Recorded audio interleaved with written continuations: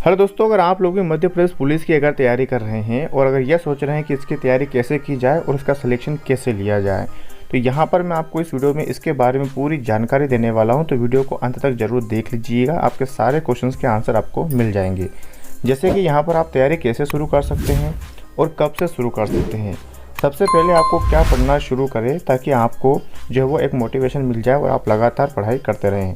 तीसरा ये कि आप किस बुक से पढ़ सकते हैं, आप किस किस बुक को जो है प्रिपेयर कर सकते हैं। और चौथा ये कि आप कितने घंटे पढ़ाई करें, अगर आप बिगनर हैं तो, और अगर आप पहले से तैयारी कर रहे हैं तो।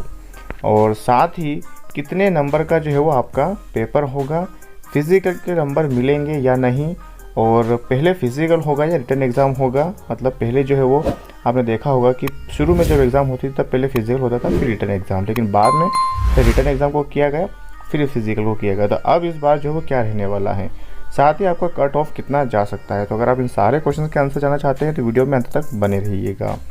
तो सबसे पहले आप यहाँ पर देख लीजिए कि आप तैयारी जो है वो कब से शुरू करें। तो इसके बारे में दोस्तों मैं आपको बता दूँ कि अगर आप बिगनर हैं तो आप आज से ही पढ़ना शुरू कर दें, और अगर आप पहले से तैयारी कर रहे हैं तो आप लोगों को पढ़ना तो अभी से ही है, लेकिन आप जो है वो सिर्फ ऐसी चीज़ों को ध्यान दीजिए जो आपको नहीं आती है और उन पर आप काम करें। तो ये रहा आपका पहले क्वेश्चन का आंसर। अब बात करते हैं कि सबसे पहले क्या पढ़ना शुरू करें। तो सबसे पहले आप यहाँ पर देख लीजिए कि अगर आप बिगनर हैं, मतलब आपने अगर अभी से पढ़ना शुरू किया है या फिर आप तैयारी इसी साल से कर रहे हैं, तो सबसे पहले आपको जीके पढ़ना शुरू करना पड़ेगा, क्योंकि जीके ही ऐसा है जो बहुत ही आसान रहता है। और उसके बाद आपको धीरे धीरे जीके पढ़ने के साथ साथ आप जो है वो रीजनिंग भी कर सकते हैं, क्योंकि रीजनिंग जो है वो आपका एमपी पुलिस में 30 से 35 नंबर का जो है वो आपका रीजनिंग आता है। इस पर थोड़ा कम ज़्यादा भी हो सकता है, तो ये आप कर सकते हैं। और अगर आप पहले से तैयारी कर रहे हैं तो आप सारे सब्जेक्ट पे जो है वो ध्यान दीजिए, और आपका इसमें किस किस प्रकार के सब्जेक्ट आपसे पूछे जाएंगे वो जानकारी मैं आपको आगे देने वाला हूँ। अब यहाँ पर बात आती है कि आप किस बुक से पढ़ें। तो सबसे पहले दोस्तों मैं आपको बता देता हूँ कि अगर आप जीके पढ़ना शुरू करते हैं तो आप जो है वो लुसेंट की बुक से पढ़ सकते हैं, जो कि आपको बाज़ार में कहीं भी मिल जाएगी। आप उस बुक के माध्यम से पढ़ सकते हैं। और साथ ही मैं यहाँ पर आपको एक और बुक बताने वाला हूँ कि अगर आप बिगनर हैं तो आप क्या कर सकते हैं, तो देख लीजिए। दोस्तों अगर आप लोग मध्य प्रदेश पुलिस की अगर तैयारी कर रहे हैं तो आप चक्षु प्रकाशन की इस बुक के माध्यम से अपनी तैयारी को और भी बेहतर कर सकते हैं, क्योंकि इस बुक में आपको मध्य प्रदेश पुलिस आरक्षक का पूरा सिलेबस मिल जाता है। जैसे कि यहाँ पर आप देख सकते हैं भाग 1 में आपका सामान्य ज्ञान एवं तार्किक ज्ञान आएगा। तो देख लीजिए आपके किस किस टॉपिक से आपको यहाँ पर पूछे जाएंगे। तो ये रहे यहाँ पर आपको तार्किक ज्ञान भी आप पर पूरा देख सकते हैं। भाग बी में अगर आप देखेंगे तो यहाँ पर बौद्धिक क्षमता और मानसिक अभिरुचि के पूरे टॉपिक यहाँ पर आपको मिल जाएंगे कि आपसे क्या क्या पूछा जाएगा। इसी तरह से भाग सी में आप देखेंगे तो विज्ञान एवं सरल अंकगणित आपसे पूछी जाएगी, और सारे टॉपिक यहाँ पर दिए गए हैं। तो ये सारी चीज़ें आपके सामने रहेगी। साथ ही यहाँ पर आपको इसके अंतर्गत जो है वो प्रश्न पत्र मिल जाएंगे पूरे सॉल्यूशन के साथ, ताकि आपको किसी भी क्वेश्चन को हल करने के बाद उसका सॉल्यूशन भी आपको मिल ही जाए।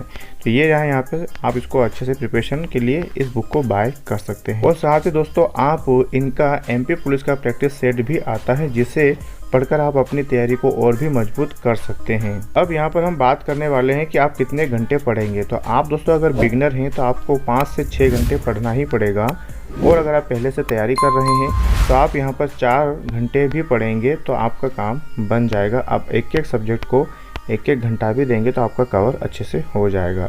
आगे और भी जानकारी हम देख लेते हैं।